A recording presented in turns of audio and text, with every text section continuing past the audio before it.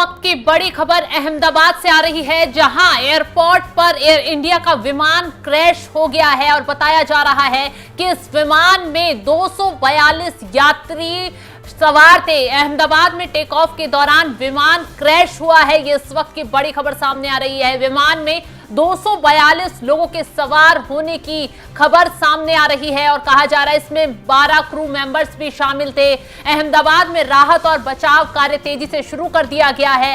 Rescue operation चलाया जा रहा है, टीम तैनात कर दी गई है। फायर ब्रिगेड की एक के बाद एक गाड़ी वहां पर पहुंच रही है, 7 से ज्यादा गाड़ियां अभी तक पहुंच चुकी है। बताया जा रहा है कि ये विमान जो है लंदन जा रहा था, इंडिया का टेक ऑफ के दौरान जो है तुरंत ही क्रैश हो गया। विमान का जो पिछला हिस्सा है उसके टूटने की खबर सामने आई और तस्वीरें जो निकलकर सामने आई हैं बेहद चौंकाने वाली हैं।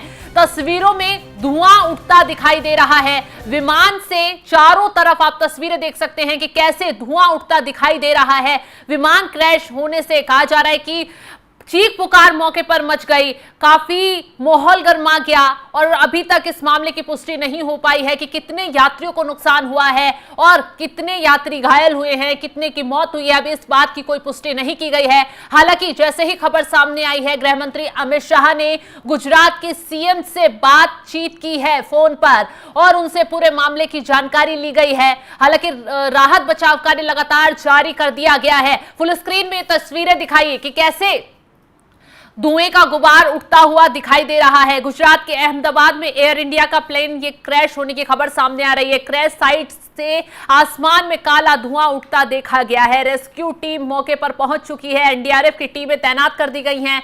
अहमदाबाद एयरपोर्ट से प्लेन के टेक ऑफ होने के तुरंत बाद यह हादसा हुआ। क्रू मेंबर सहित प्लेन में 242 लोग सवार थे, तो बहुत बड़ा हादसा इस वक्त ये अहमदाबाद में हुआ। अहमदाबाद पुलिस कंट्रोल रूम ने हालांकि इसकी पुष्टि कर दी है और कहा जा रहा है कि ये विमान जो है अहमदाबाद से लंदन जा रहा था और अहमदाबाद एयरपोर्ट से टेक ऑफ करने के कुछ देर बाद ही मेघानी नगर में के पास ये क्रैश हो गया है। मेघानी नगर बताया जा रहा है कि कुछ ही दूरी पर है, 15 किलोमीटर के करीब एयरपोर्ट से मेघानी नगर है।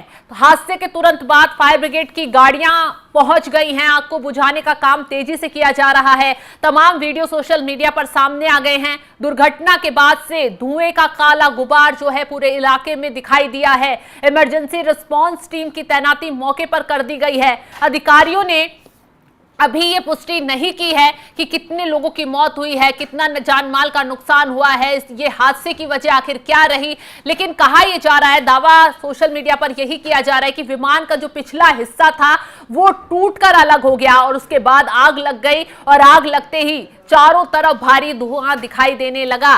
बीएसएफ और एनडीआरएफ की टीमों को दुर्घटना स्थल के लिए रवाना कर दिया गया है। क्रैश प्लेन बोइंग का 787 ड्रीम लाइनर बताया जा रहा है, जो 11 साल पुराना था।